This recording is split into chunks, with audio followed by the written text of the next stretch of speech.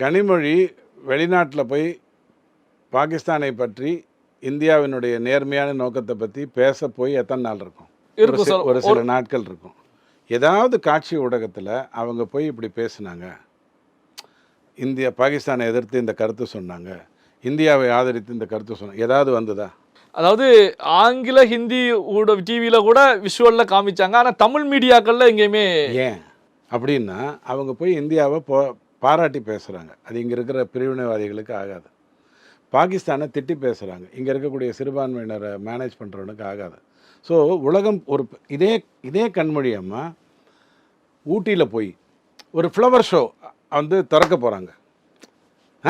காட்சி ஊடகங்களில் எப்படி செய்தி வரும்? அந்த மலர் அவரை பார்த்து அப்படியே திரும்பியது, அந்த இலை ஆடியது. என்னென்னலாம் விடுவீங்க கதை? போயிட்டு ஒரு ஃப்ளவர் ஷோ ஓப்பன் பண்ணிட்டு வர்றதுக்கு என்ன கதைகள் விடுவீங்க? இங்கே நாட்டுக்காக போயிருக்காங்க, ஏன் பேச மாட்டேங்கிறீங்க? காட்சி ஊடகங்களை பொறுத்த வரைக்கும் எதை சொல்லணும் எதை சொல்லக்கூடாதுங்கிறதுல தெளிவாக இருக்காங்க.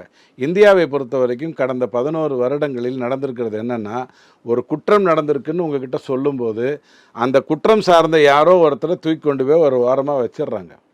கோணி மூட்டையில் வைக்கிறாங்களோ, சாக்கு மூட்டையில் வைக்கிறாங்களோ, ஏதோ கூவத்தில் வைக்கிறாங்களோ, இல்லை 5 ஸ்டார் ஹோட்டலில் வைக்கிறாங்களோ, வச்சுட்டு தான் உங்ககிட்ட வேலையே பண்ணுறாங்க.